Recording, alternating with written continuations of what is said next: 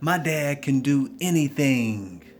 My dad takes me to school, goes to work, and takes me to my games. My dad is everywhere. Whenever I have a question, my dad has an answer. Greetings, brothers and sisters. This exclamation is segue to our urgent discourse on one of the most critical forces life produces, the father-son connection.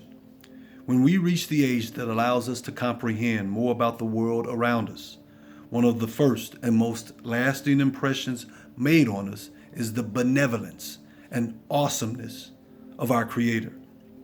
Yet, though such boastings roll easily off our adult tongues, they are not always as easily understood by our impressionable youth.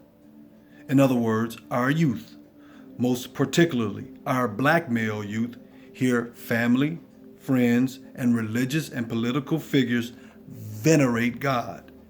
But because God is impressed upon them in terms extremely lofty and seemingly unattainable, they experience a sort of disconnection from their Creator. How do we reconnect them? Brothers and sisters, it is the Father's duty to make what his Son has heard about God perceptible to him. Perceptible to him. The Father must be the observable, living manifestation of every noble aspect of God his Son has been told about God from as early as he can remember. This is what allows our young men to gain mental and emotional balance, therefore diminishing their frustration and anger, which eventually leads to destructive behavior. When there is a conscientious father in his son's life, his son gives much greater consideration to what he says and does than he would without a conscientious father in his life. Tell a young man that God will be disappointed in him in an attempt to prevent the young man from committing destructive acts. Because God may be intangible to the young man, which means he cannot really perceive God, such a warning to him is not likely to have an effect on his behavior.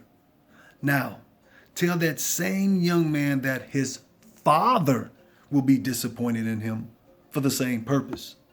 The young man's father, who is present in form and mind, therefore tangible to him, is very likely to have an effect on his son's behavior.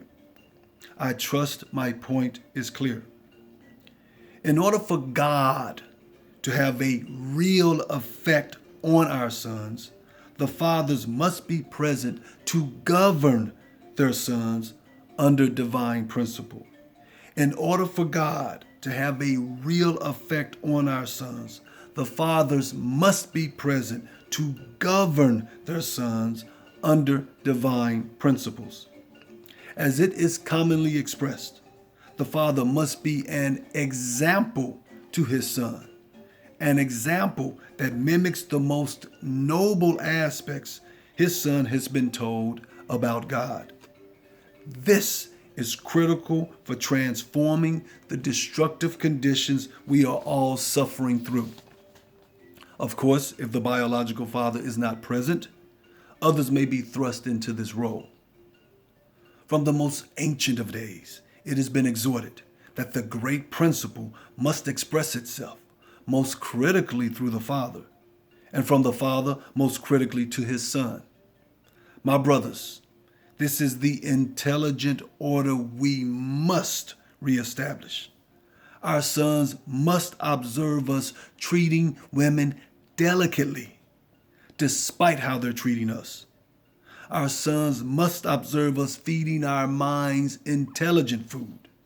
Our sons must observe us displaying dignified posture. Our sons must observe us taking great caution when choosing our words and actions. In each of these cases, and many, many others, our sons will be impressed to do the same. One of the most critical life-enhancing principles fatherhood produces for our sons rests in the following. If a young man strongly desires something from his father, but his father is unable to or unwilling to get it for him, the young man will be able to intelligently handle not obtaining what he strongly desired, as long as he knows his father did his absolute best to get it for him, or his father reasoned to him why he would not get it for him. Brothers and sisters, I cannot stress enough the importance of establishing this principle in our sons. Many of the horrors we witness today from our young men are derived from their lack of willingness to accept no as a response to their requests, most particularly from the women they once dated. A young man who has had tolerance, sublimation, acceptance, or simply intelligently dealing with rejection cultivated in him from a very early age will be much more reluctant to have his feelings hurt and then commit the heinous crimes we too often learn about. Please give this your utmost consideration. So, my dad can do anything. My brother, he sees God's omnipotence in you. My dad is everywhere. He sees God's omnipresence in you. My dad knows everything. He sees God's omniscience in you. My brothers, may we each aspire to maintain that divine connection with our precious sons.